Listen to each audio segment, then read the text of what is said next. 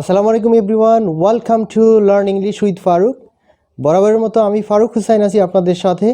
আজকে ইম্পর্টেন্ট একটি বিষয় গ্রামার থেকে নিয়ে এসেছি। আজকের বিষয়টি হলো use of have been, has been and had been. আপনারা জানেন যে আমরা হ্যাভ বিন এবং হ্যাজ বিন ব্যবহার করে থাকি প্রেজেন্ট পারফেক্ট কন্টিনিউয়াস টেন্সে। তো চলুন প্রথমে দু একটি এক্সাম্পল লিখে তারপরে আমরা কিভাবে হ্যাভ বিন হ্যাজ বিন ব্যবহার করতে হয় এবং হ্যাভ বিন হ্যাজ বিন যে সেন্টেন্সগুলোতে ব্যবহার করা হয় সেখানে সিন্স এবং ফরের ব্যবহার নিয়ে আমরা আলোচনা করব। তো প্রথমে একটি সেন্টেন্স লিখছি, যেমন ইট হ্যাজ বিন raining since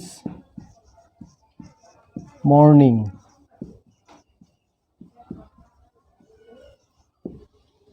অন্যদিকে আরেকটি সেন্টেন্স লিখতে চাচ্ছি,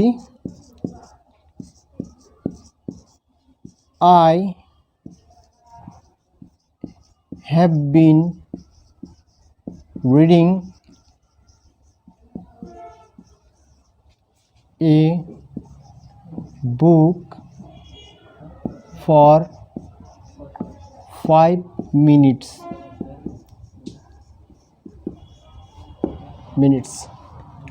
Dear viewers, আমরা প্রেজেন্ট পারফেক্ট কন্টিনিউয়াস টেন্সের যে স্ট্রাকচার পড়েছি সেখানে হলো প্রথমে সাবজেক্ট থাকবে, তারপরে হ্যাভ বিন অথবা হ্যাজ বিন বসবে, তারপর ভার্বের সাথে আইএনজি হবে, তারপরে সিন্স হতে পারে অথবা ফর হতে পারে, সেটা ডিপেন্ড করে পয়েন্ট অফ টাইম।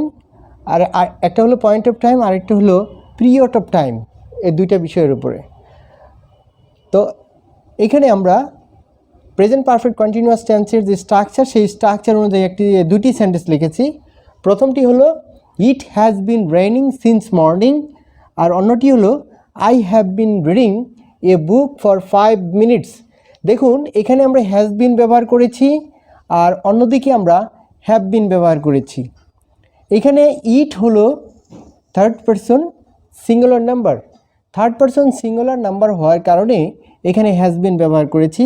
অন্যদিকে আর আই হলো ফার্স্ট পারসন সিঙ্গুলার, এই জন্য আমরা এখানে হ্যাভ বিন লিখেছি। তাহলে এখানে আমাদের জানতে হবে যে আমরা হ্যাজ বিন কখন লিখব এবং হ্যাভ বিন কখন লিখব। হ্যাজ বিন লিখব যখন আমরা থার্ড পারসন সিঙ্গুলার লিখব সাবজেক্ট হিসাবে, তখন আমরা তারপরে হ্যাজ বিন লিখব। আর অন্যদিকে যদি আমরা ফার্স্ট পারসন এবং সেকেন্ড পারসন লিখি সেই ক্ষেত্রে সাবজেক্টের পরে হ্যাভ বিন লিখতে হবে।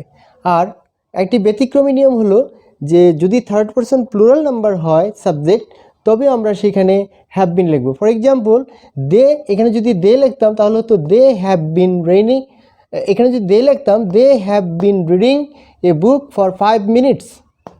তো এটা হলো আমাদের হ্যাভ বিন এবং হ্যাজ বিন ব্যবহারের নিয়ম।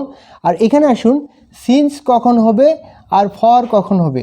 আমরা এই সেন্টেন্সগুলোতে সিন্স এবং ফর লিখতে যেয়ে অনেক সমস্যা করে ফেলি, ভুল করে ফেলি। সেটা হলো যে সিন্সটা লিখতে হবে এটা যদি পয়েন্ট অফ টাইম হয়, অর্থাৎ যদি নির্দিষ্ট করে বোঝানো হয় যে এই সময় থেকে এই সময় পর্যন্ত, তাহলে সেই ক্ষেত্রে আমরা সিন্স লিখব। আর যদি মানে নির্দিষ্ট করে যদি না বলা হয় তাহলে আমরা সেই ক্ষেত্রে ফর লিখব।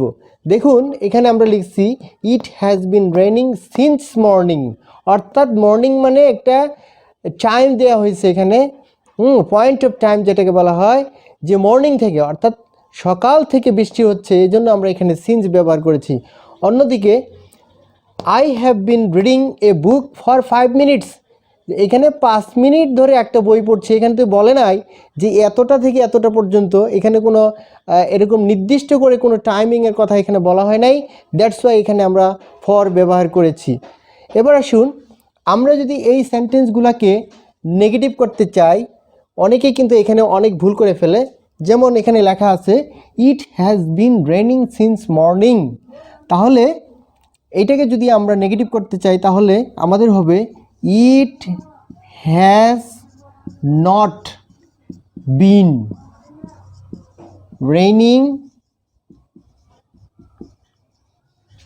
Since morning, since morning.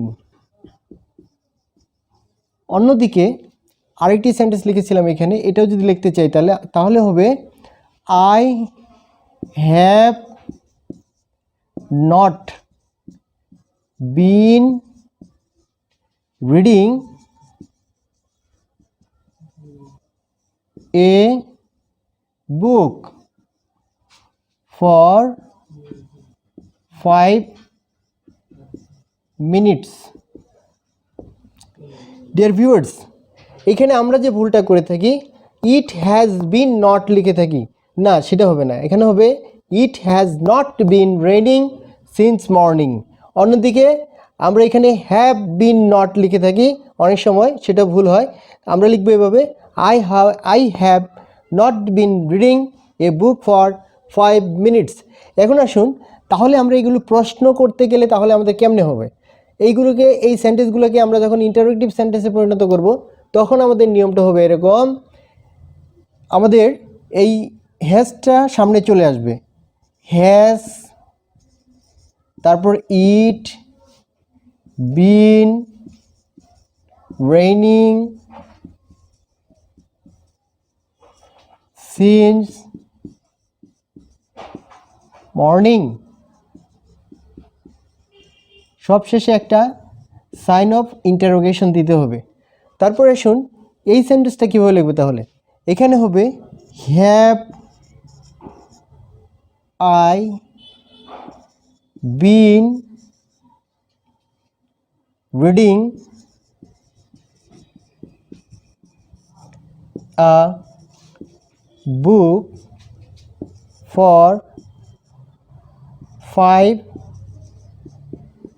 minutes, এবং সবশেষে একটা প্রশ্নবোধক চিহ্ন। তাহলে আমরা যে জায়গাগুলোতে ভুল করতাম, আমরা এখানে লিখে ফেলতাম have been, has been, it raining since morning. আমরা যদি সেভাবে লিখি তাহলে ভুল হবে।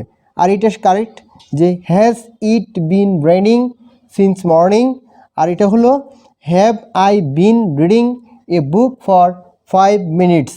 তো চলুন এবার আমরা আলোচনা করব হ্যাড বিন নিয়ে। আমরা হ্যাড বিন ব্যবহার করি মূলত পাস্ট পারফেক্ট কন্টিনিউয়াস টেন্সে। তো চলুন এক্সাম্পল লিখে আমরা বিষয়টি পরিষ্কার করি।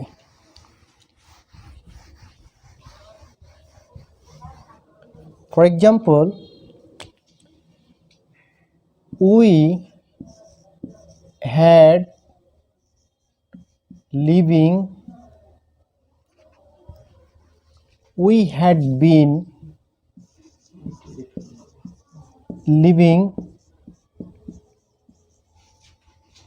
in this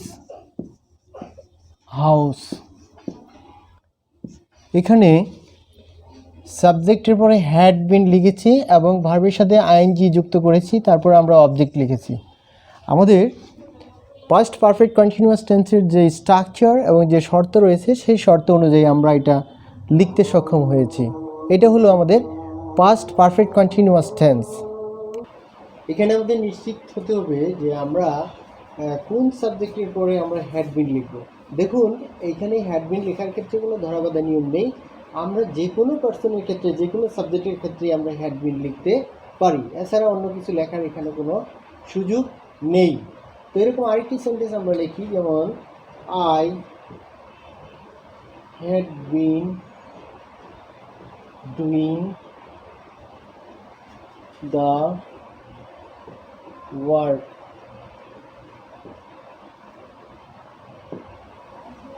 তো এই ছিল আমার আজকের ক্লাসের হ্যাভ বিন, হ্যাজ বিন এবং হ্যাড বিনের ব্যবহার। আশা করি আজকের এই ক্লাস থেকে আপনারা অনেকেই উপকৃত হয়েছেন। আপনাদের যদি ভালো লেগে থাকে তাহলে অবশ্যই আমাদের লাইক, কমেন্ট এবং শেয়ারের মাধ্যমে জানাবেন। ধন্যবাদ সবাইকে।